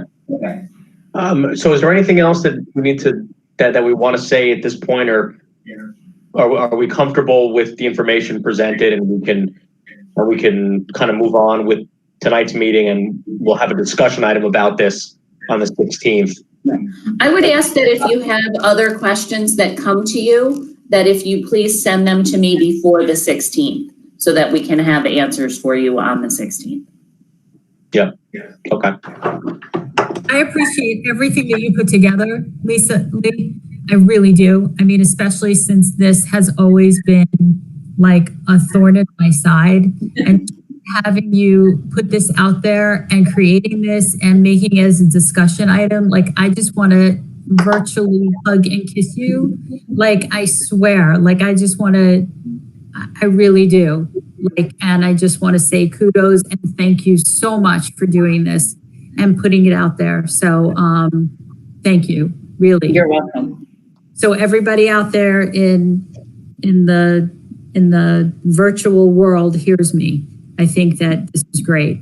Thank you so much. You're welcome. All right. Thank you, Lee. 6.01 board member comments. Anybody want to go before me? Who's got them? I have comments. Okay, Ms. Reamer. Thank you. To all the retirees, that video was amazing. Teresa Ivy, I loved your speech. Everybody's speeches were great. Everybody who is retiring, thank you so much for everything that you gave. Dr. If you're free, first of all, I could totally use a therapist, but especially your gardening, whatever you're doing, like if you want to come over and you're bored, you could come over and make my backyard look like that. You're hired. So, but for everybody, good luck on your retirements. And thank you so much for everything you gave to this district and both of my kids and all of the kids' lives that you touched. Thank you so much. Okay, thank you. Anybody else want to? Yeah, Matt. Yep. I just want to offer my congratulations to all the retirees as well. Truly inspiring to hear all the wonderful words spoken about them, and really a treasure to the district, but sad to see them go. So I just wanted to offer my congratulations. All right, excellent, thank you. I too would like to echo those comments of the board. These people are tremendous people. I've again had the pleasure of working alongside a lot of these people. The comments that Tom Okada made, such a quiet man, but such a big individual in the hallways, and the way he pulled the kids in and always had time for them. Brian Fox, there's so many of you. So I just want to wish you all the very best. you're gonna be missed. There's no doubt about it. Suffering is not without you guys here, but I do wish you the very best, long, healthy, and happy retirement. Retirement's a beautiful thing too. Take my word on that. But I do wish you all the very best. Thank you for your time. All right, thank you. Angus, do you have anything that did you have any comments? I just would say the same. Congratulations to all of our retirees and best of luck in the future. Just a couple of personal, Dr. Kagan, you've helped my family very much and you will be sorely missed. You are leaving some very big shoes to fill. Sue Fella, worked alongside with my wife for many years and she adores you, and thank you very much for all you've done. Mr. Fox, you've dealt with both of my children in the middle school, and thank you for your many, many years of service, and you've done a wonderful job there, and again, big shoes to fill. Thank you. Paul, did you have any comments? Yes. My computer went down during the retirement. Okay. So that was not great, but I did get to see most of the people who were mentioned, and I want to congratulate them. And as Tom said, retirement is a wonderful time of your life. To the people who retired, you have touched thousands of lives, and you may not know it, but over the years, don't be surprised, thanks to Facebook, thanks to the internet, a lot of the students that you've had a great impact on, they will probably get in touch with you. And it's just a terrific feeling. So that's part one, or maybe that's part two, because I spoke about the computer. Part three, everyone who was listening, if you have received your ballots, make sure that you get them in the mail as soon as possible. They must be in by 5 o'clock a week from today. Make sure that you sign wherever you're supposed to sign. And let's get everyone out there to vote. Everyone who is a registered voter will be receiving a ballot. And we should really be having some huge numbers for this election. And, of all the things that we have as a citizen, voting is that one thing that we can exercise every time there's an election. So let's get out there and exercise. That's it. Okay, thank you. Don? Okay. With regard to the budget vote coming up, just like to say a couple of things. When Melissa, Angus, and myself were elected to the school board and Nomani Degum was the chair of the board, we were the new majority.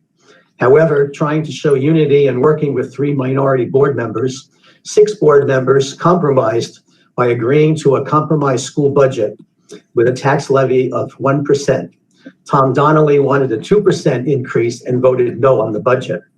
It was interesting to learn later that the New York State Comptroller's Office review of the Suffern Central School Budget Report in 2014 and again in 2019 stated that the Suffern Central continues to overtax the Suffern residents. You can Google those facts. Today, we have more than enough monies in a bloated budget and our fund reserves to have a zero-based budget this year. Why in the world would we want to ask Suffern taxpayers to vote for a tax increase in the middle of a pandemic with over 40 million people now out of work? It makes no sense that last year, the Suffern School Board had voted for a 1% tax increase when there was no pandemic and the economy was going along fine with low unemployment. And now under the leadership of the new majority and Chair Matt Kern, the majority 4 want to raise school taxes even more than last year with a 1.25 increase. With all due respect, that doesn't seem to make any sense. This is not the time to raise school taxes, period. With regard to Bob Veltini's personal disparaging remarks about me, and asking that I be removed from the Suffern Central School Board of Education for stating that I did not intend to vote for a school budget that had a 1.25 tax increase. I'm not only disappointed and shocked that a former Suffern educator and a Suffern graduate would not support listening to different opinions in the course of a budget vote. I thought that educators should always get students to think for themselves and look at and digest factual information when making a decision. Bob Veltiti is basically saying that any opinion that differs from his opinion should be silenced, and the people of the district that don't agree with him but can't afford a school tax increase should not be represented according to his thought process. I would have thought that Bob Veltiti would offer his opinion on the budget and allow me to offer my opinion without a personal attack on my character. During my 50 years in education and a Suffern resident for approximately 50 years, I was taught that everyone should respect different points of view, not an indoctrination theory of get in line or be quiet.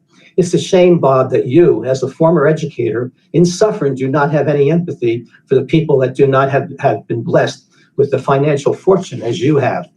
Bob, you said that the district is trying to bring new families into Suffern. I'm trying to keep families in Suffern that have been here but are now struggling and not forcing them out of their homes because of a totally unnecessary tax increase. It is the job of a board member to not only represent the students, but also the taxpayers of this community. According to you, we should have those discussions behind closed doors. Obviously, you never learned the word transparency. A school board member has the mission, responsibility, and obligation to make sure that every student in the school district has the opportunity to achieve success. To that end, I've been able to secure 2 grants for the Robotics Club for $6,000 and bring NBC Channel 4 News to do a story on our fantastic high school robotics program, a $500 grant for a teacher in special education at the high school, 2 complimentary school buses to take Suffern High School students to visit for the first time the 9/11 Memorial, and local filmmaker Joe Allen to visit and show his documentary film, 2 schools in Hillburn, and have a question and answer period with over 700 students. Bob, I think that shows my support and dedication to the district. A school board member also has the responsibility to make sure that the school district is fiscally responsible and does due diligence with regard to financial decisions, such as the school budget. This is why I've been a proponent of solar panels and LED lighting for the district that will save the district over 30% in future utility costs. I also believe that quality teachers should be well paid for their educational expertise, and that is why I voted for the last teacher contract, being the swing voter to pass it. Based upon the facts and the information that I had regarding the teacher contract, it was the right and correct decision. And boy, did I take flack for that vote. But I did what I thought was the right decision. Based upon the facts and information I have regarding the 2021 school budget, it is not a budget that I can support at this time with regard to the ongoing corona pandemic and a deepening economic plight of so many Americans and Suffern taxpayers. Some of my friends have come down with the coronavirus. Some have even died. Some have lost their long-held jobs, including a mother and father whom I know who both work and live in Suffern. I feel so much empathy for all of them at this time. And you, Bob, want to raise school taxes at this time? Why would the Suffern Central School System raise taxes when the Suffern Dare hockey program just announced that it was reducing the registration fee for students this summer because of a dire economy? Why is the Suffern School District going to continue providing a food program for all students the entire summer, something they have never done previously? Why is Suffern announcing multiple food drives for Suffern residents who are in need? Again, there's enough cushion financially to support a zero-based budget in our fund balance without cutting one single program and one single teacher. In the 4 hours that I had to look at some of the budget numbers, it was easy to see that approximately $1 million could be eliminated, reduced, or simply put off for next year. That would equal a 1% tax increase. If the taxpayers of Suffern wish to vote in favor of an increased tax budget, that is their decision, and I respect that. I strongly believe that every taxpayer should have the financial facts in front of them so that when they make an educated and informed decision before casting their vote. If the school budget is voted down, I hope that everyone will come together and create a budget that everyone in Suffern can support, including all 7 board members. A school budget of over $140 million should never be put up for a vote that passes with a 1-vote majority, 4-3. Bob, I appreciate your opinion, but I shall continue to do what I feel is the best interest for students and taxpayers rather than to be a rubber stamp that sits quietly. I always thought that an educated voter was our best supporter. Obviously, Bob, you don't seem to share that opinion. So vote your opinion, Bob, but please let the Suffern taxpayers vote with the facts before them and their pocketbook. Okay.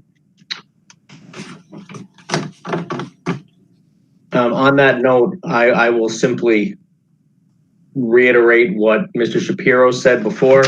Ballots are either in your living room, back in the mail, or in your mailbox, or on their way to you. It's extremely important to vote for the budget. It's extremely important to vote for the Board of Education. So I'm asking everybody, you know, as we've done, as Mr. Shapiro has done, to vote. Fill out your ballot, send it back. If you're nervous about the Postal Service getting it there in time, drop it off in person. I'll probably do that myself because I just want to make sure that my vote is part of the numbers. And you know, Hilbert has extended the time that they're going to be open from what we had originally planned a couple of weeks ago to accommodate for, you know, the short window of time that the community and the public has to fill them out. It's extremely important when you fill out your ballot and you put it back in that inner envelope to sign and date the back. If you don't, your vote will not be counted. So please remember to sign and date that envelope when you send it back. I also want to make clear to everybody in regards to this budget that this is a very different environment that we're in as compared to what we usually have during budget season. One of the biggest questions right now is, if this budget gets voted down, what happens? And, you know, normally there's time for a revote. That may not happen this year. If this budget gets voted down, everybody needs to understand that we may be forced into a contingency budget, which could have very real and very harmful repercussions to this district. So I just ask everybody to keep in mind all the facts, not just the potential increase that's there and the small amount that a potential taxpayer may see, and those numbers have all been presented. I'm not going to go through that again. But keep in mind all of the other factors that are at play. Keep in mind the students, the teachers, and everybody that would potentially be at risk if this budget gets voted down. Now, you know, you out there as a resident, as a taxpayer, have to vote with your heart. You have to vote with what you believe to be the best path forward for this district. Please take the time to make the decision. Please keep in mind that this district needs our support, and that is what we are all here for. That is all I have to add. So we will close this portion of the meeting, and we will move to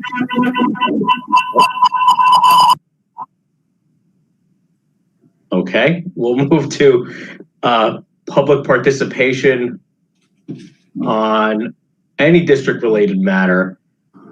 Heather, I hope that noise wasn't you. I think it was.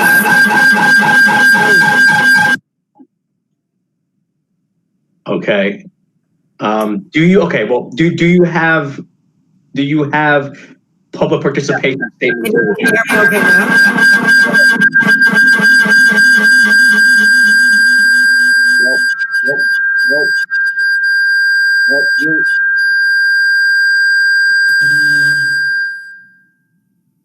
Okay, that's better. All right.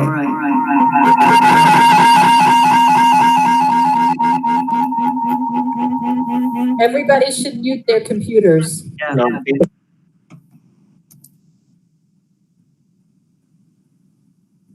Okay, so I have public. I don't know why it's doing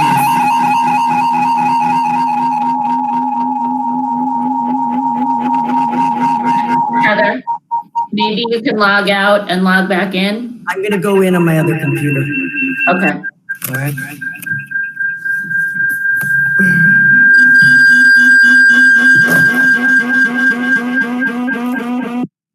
Oh.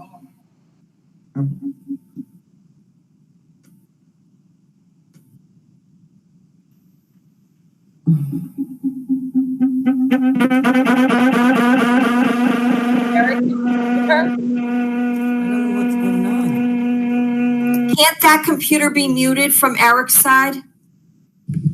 That's what I just Yeah, asked. See, great I'll minds think mute it. alike, Lisa. Well, for now, anyway. I think it might be that she's signed in on two devices. You have to have one muted and one on when you're on two. And they're probably very close together. I think that's exactly what it is.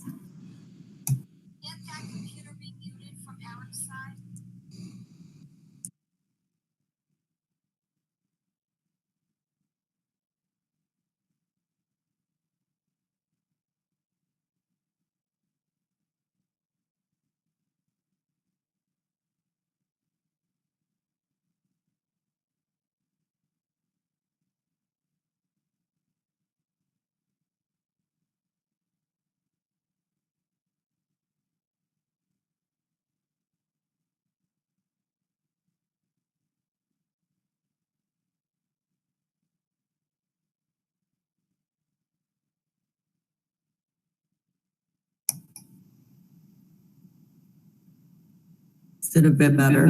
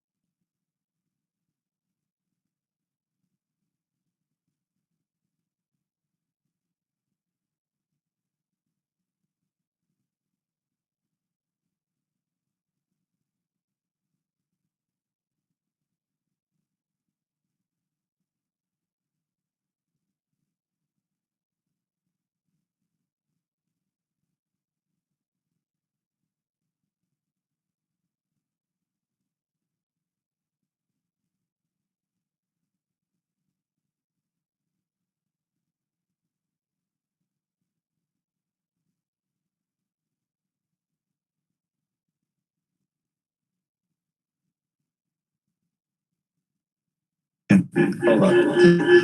It's this. So end it for now.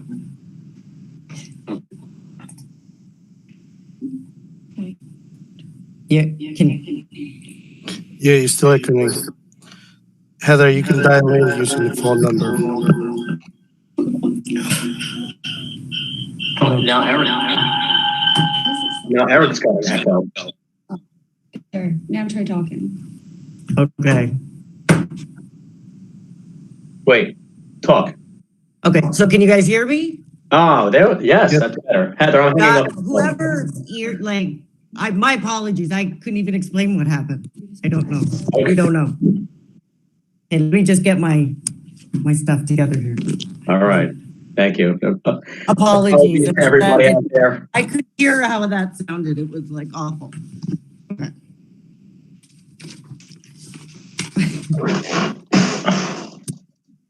Okay. So I have. Can I go ahead, Matt?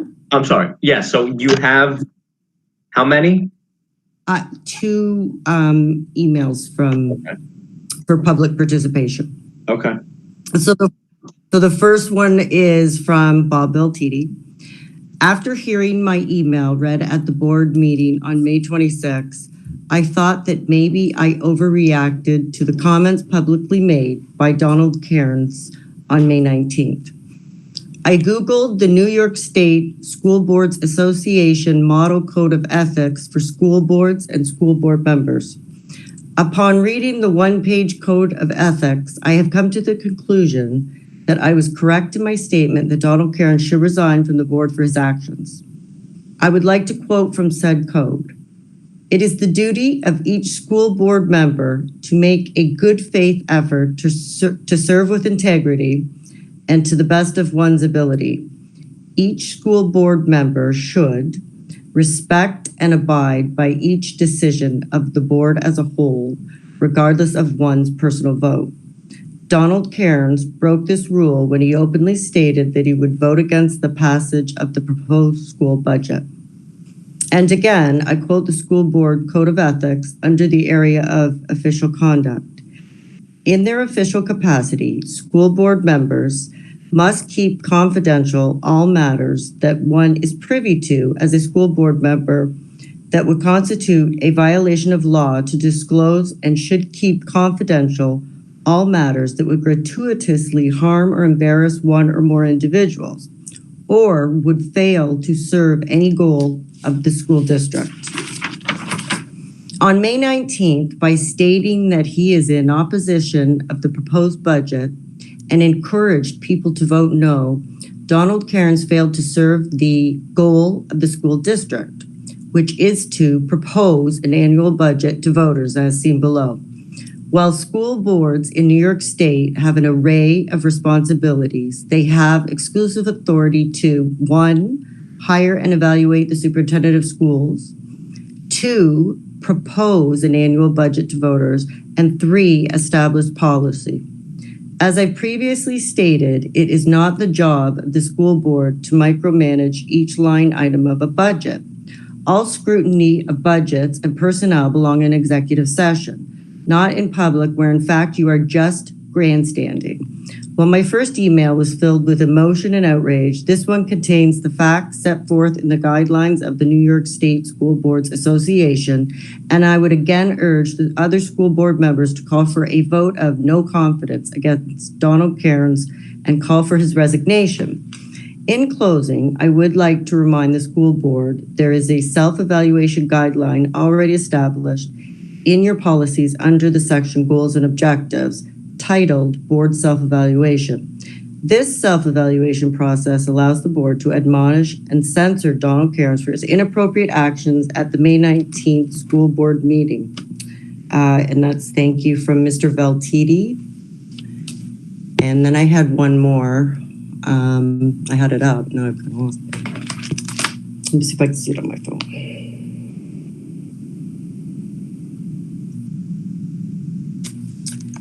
Okay, so this one is from Mr. Van Dunk, who lives in Hilburn.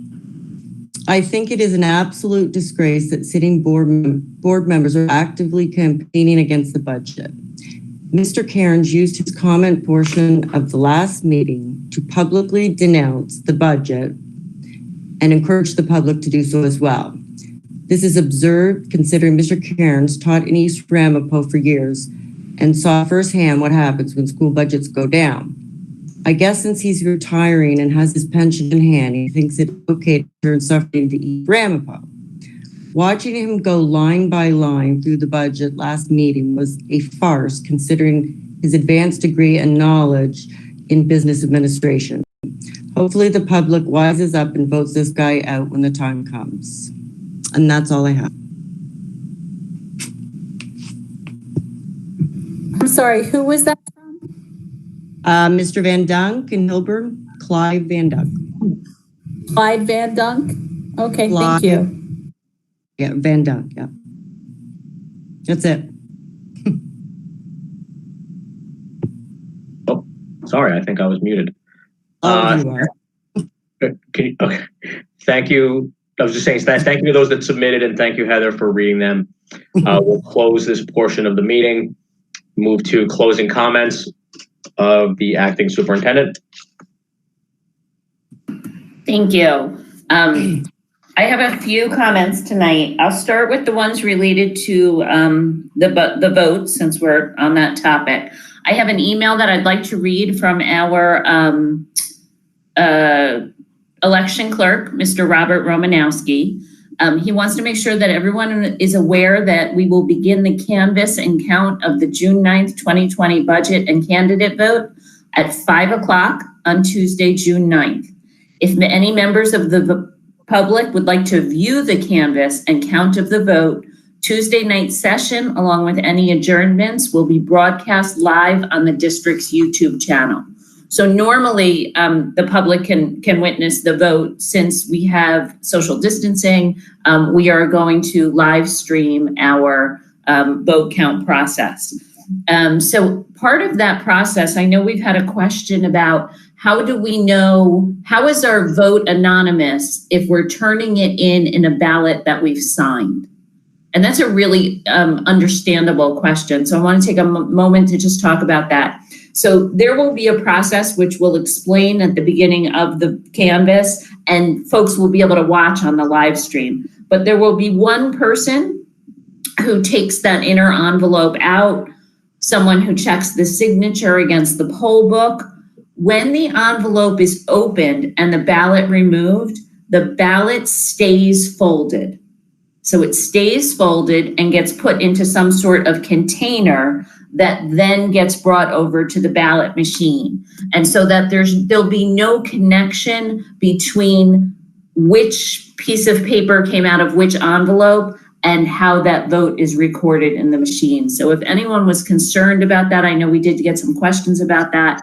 I did want to take a moment to just explain that process. That is a process that is, all the legal experts have approved that that's the process. So the big thing is when the ballot comes out, it's still folded. It makes its way over to the machine along with other ballots, and thus there's no connection between the signature and the ballot. I want to reiterate, Mr. Schloika put the visual up earlier, but because of folks' concern about the mail, we will have Hilburn open and accepting ballots from 8 to 2 on Thursday, 8 to 4:30 on Friday. We have a late night on Monday. We'll be open 8 to 7 so that any folks who haven't been able to get there during the daytime hours can have a chance to drop it off. And then on Tuesday from 8 to 5, as a reminder, all ballots must be received by 5 o'clock. All right, so today, in the midst of all that else is going on in this world, Mr. Donnelly and I had the opportunity to attend this year's STIR Symposium, which is our science research class, where 5 of our seniors spoke about their research. And I want to give a special congratulations to those seniors. They did a wonderful job. Their research was just amazing in its breadth and its variety and the experiences they had during that. So I want to congratulate Ryan Jardina, whose work was on outdoor air pollution, studying pollutants, particulate matter 2.5, and ground level ozone here in Rockland County.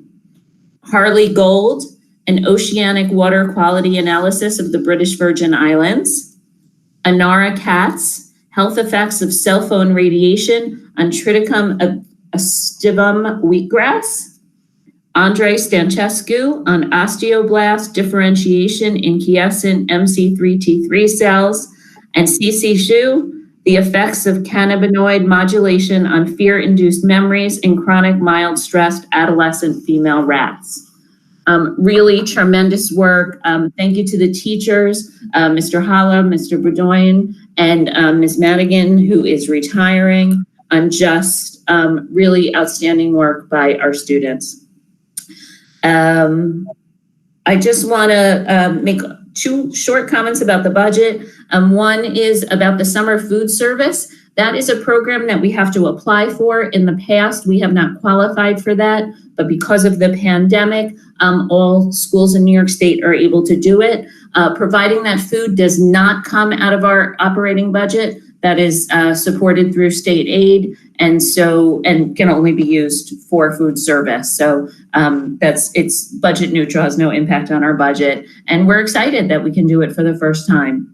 I also want to reiterate about the budget. I said this a couple weeks ago. In the administration's professional judgment, this budget reflects the financial resources needed to maintain our high-quality staff, programs, and facilities.